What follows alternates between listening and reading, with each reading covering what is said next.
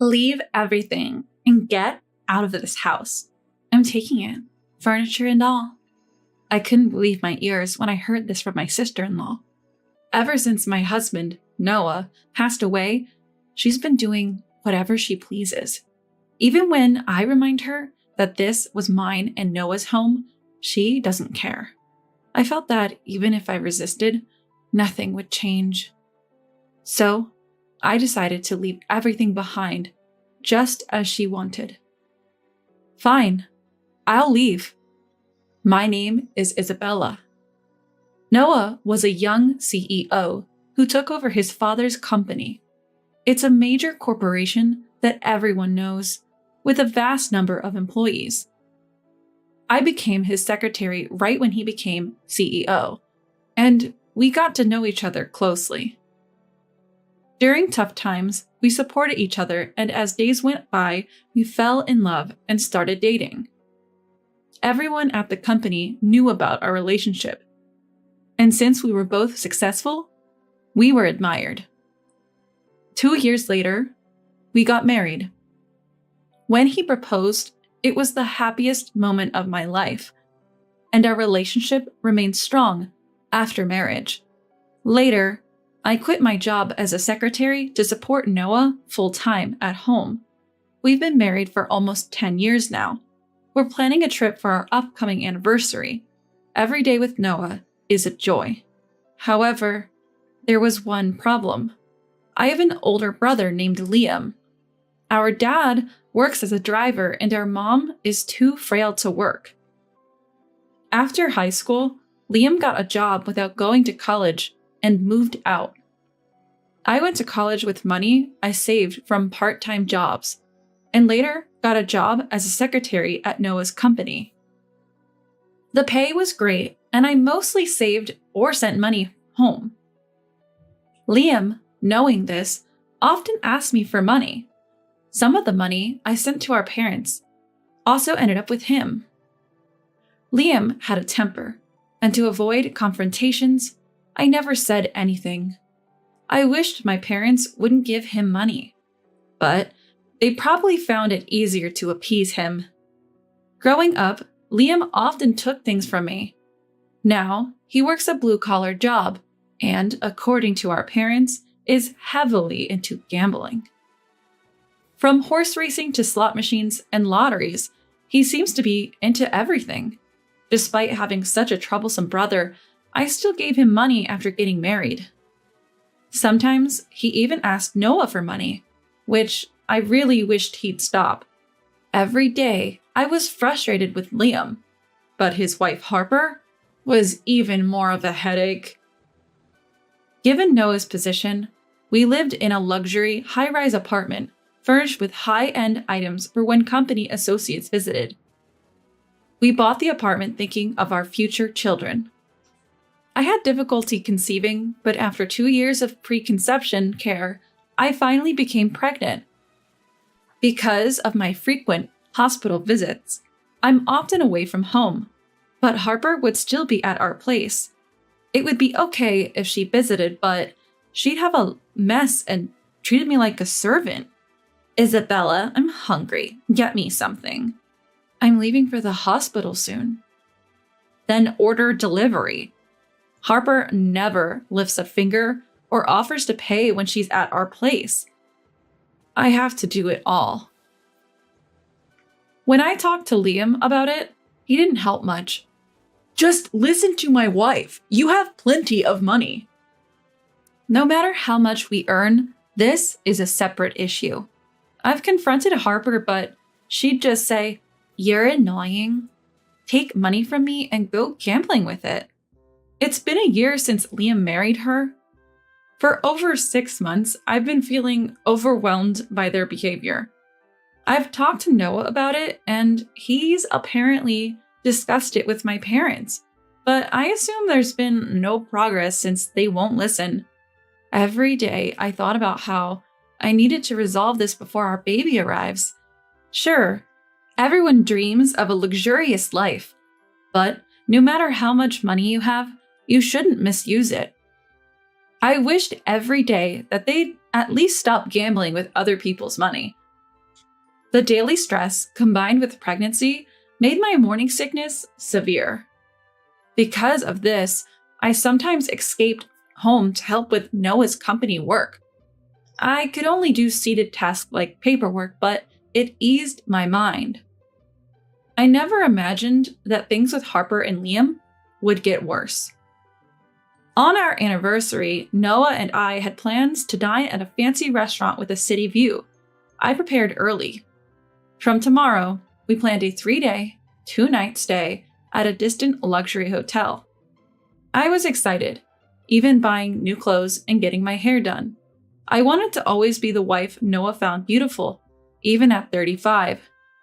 As usual, Harper tagged along, getting pampered on my dime, but I didn't mind. I checked our preparations for tomorrow, ensuring we didn't forget anything. Though it was a lot to manage, I was excited about the hotel. Time passed, but Noah didn't return, and there was no message. Maybe he's held up at work.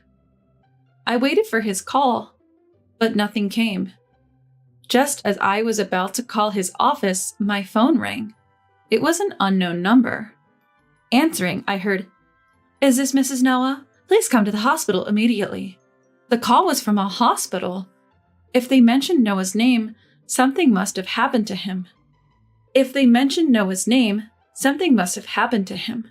I quickly grabbed essentials, hailed a taxi, and rushed to the hospital. I was led to the surgery waiting area. When I arrived, the nurse called me into the examination room, and I listened to the story. The doctor explained that Noah had been in a collision with a car that ran a red light. He was critically injured and undergoing surgery. They told me to brace myself as he might not make it. I was in shock and couldn't process the news. After hearing about the accident, I was in a panic and barely remember what followed. I prayed desperately outside the operating room. "Noah, please stay alive, please." 4 hours later, the surgery door opened and the doctor emerged. "We did our best. I'm so sorry." Noah didn't make it. I cried uncontrollably, my sobs echoing in the dim hospital corridor. Memories with Noah flooded my mind, and though a nurse tried to comfort me, I barely noticed. Soon after, my mother-in-law arrived, crying in my father-in-law's arms. Then, a male doctor approached with a bouquet. "Are you his wife? Mr. Noah wanted you to have these when he was brought in." Apparently, Noah was conscious when the ambulance arrived and asked them to bring the flowers from his car. He insisted they be given to his wife before losing consciousness. The bouquet, slightly damaged from the crash, was still a beautiful bunch of roses. Tucked within was a note. "Isabella, thank you for being by my side for 10 years. I'm always grateful. Please take care from now on." Reading the letter, I hugged it close and I cried even more. That night, my mother-in-law stayed by my side, but my heart was still shattered. The first night without Noah was unbearable, and I couldn't sleep a wink. The next morning, I felt no better, but my mother-in-law reminded me of my pregnancy. So I tried to rest a bit. When I woke up, I felt a kick from the baby inside me, bringing me back to reality. This child is mine and Noah's, and it's about to be born. It's as if the baby kicked to tell me to pull myself together. So I whispered a promise to Noah that I'd protect our child and live strongly. I washed my face with cold water and tried to fix my tear-streaked face. A few days later, after discussions with the family, we held Noah's funeral. Many attended, including family, colleagues, and business partners. But amidst the mourners, one person stood out. "Why should I wear mourning attire? It's so outdated." Harper was dressed in a flashy party dress, completely out of place. Many looked at her with disdain, but she seemed unfazed. She even started flirting with some of the business executives. It was clear she was after their money. After the funeral, my mother-in-law called a family meeting about Noah's life insurance. She believed I should receive everything, but some family members thought it should be shared. Harper and Liam joined the discussion. Shouldn't the insurance money go to Liam, the eldest sibling? Harper's argument seemed driven by her own desire to get a share. She even said, Isabella probably has enough savings. She doesn't need it. I sighed at Harper's audacity and confronted her about her inappropriate attire. No matter the reason, you two won't see a dime of that insurance money. And your attire? Hardly fitting for a funeral. As I spoke up, the surrounding family members shot icy glares at Harper. Feeling the tension, Liam and Harper quickly left the scene. For Harper, this was the first time meeting many of the relatives. But her first impression? Absolutely terrible. What's the big deal? Harper, clearly irritated, stormed out with a flushed face. Seeing her like that, I felt a bit of satisfaction. Always being taken advantage of, today felt like a small win. I hoped she'd realize she can't always have her way. But that hope was short-lived. The matter of Noah's insurance would be discussed later, and days went by. After the confrontation at the funeral, Harper disappeared. She was probably gambling away, angry at me. A week passed without seeing Harper, and it felt like a peaceful break. One day, I had to visit my mother-in-law's house. After finishing my errands, I decided to shop before heading home, but as I approached my house, I noticed the lights were on. Thinking it might be a burglar, my palms got sweaty. I tried to stay calm, turned on my phone's recorder, and attempted to unlock the door, but the key wouldn't fit.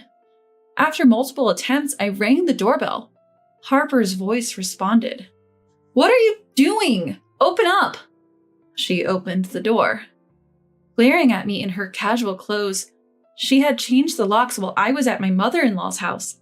It seems that she waited for me to leave and changed it during that time. Then, she said something shocking.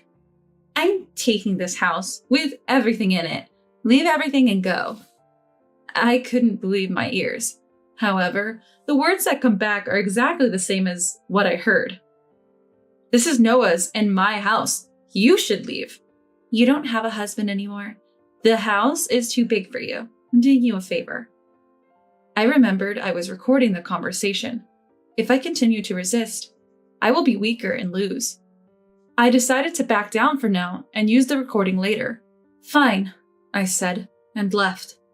I called my mother-in-law, who kindly took me in. I told her everything and played the recording. "This is just like theft," she said, "and I could possibly get compensation for the emotional distress." She advised contacting the police and a lawyer. The next day, I did just that. The lawyer confirmed it was a case of theft and that I could get compensation. I updated my mother-in-law on everything. My parents knew about the situation but seemed to have given up on Liam. The audacity of trying to take a home from a pregnant woman is beyond belief. I wrapped my arms around my mother-in-law, who was embracing me, holding her tightly. After a moment, she pulled away, looking deeply into my eyes. "Speaking of the insurance money, I really wanted you to have it, Isabella. Noah wanted that too." With that, she handed me an envelope. Inside was a letter. A quick glance, and I recognized Noah's handwriting, tears forming in my eyes. The letter was his will, written in case anything ever happened to him. Given his position as a CEO, he probably wrote it knowing the unpredictability of life. The message was clear. All the insurance money and his savings should go to me and our unborn child. Regarding the company, he mentioned that I might need to work if he wasn't around. He hoped I'd take over the business and become the CEO. But with a child on the way, he also suggested I could take a break and trust the company to a reliable employee. I wasn't immediately sure about taking over the company, but having observed Noah's work closely, I felt it was possible.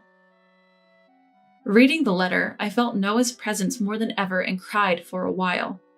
Once I composed myself, I told mother-in-law I agreed about the insurance money, but needed time to think about the company. She offered to let me stay with her for a while, and I gratefully accepted, heading to bed and falling asleep quickly.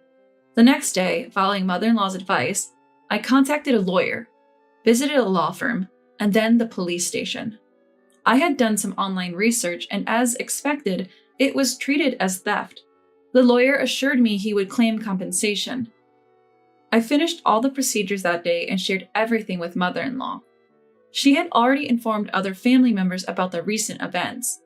I also spoke to my parents, but they seemed resigned, saying they didn't want anything to do with Liam anymore. I didn't want to see such parents anymore, so I just waited for the police to contact me. A few days later, I received a call from the police. "We're headed to your previous residence now. Is that okay?"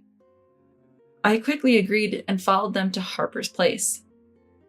I waited in a parked police car nearby. The police rang the doorbell and knocked.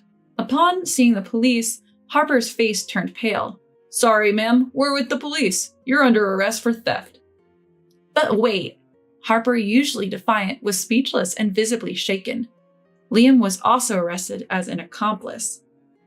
I had never seen him so terrified. Seeing their reactions gave me a sense of relief. Later, the police and lawyer updated me, and I was able to return home. Apparently, Liam and Harper were evicted from the rented apartment due to unpaid bills, which led them to forcibly take my house. Regardless of their reasons, they should have known better. They didn't seem to understand that what they did was wrong. Hopefully, this arrest will be a wake-up call for them.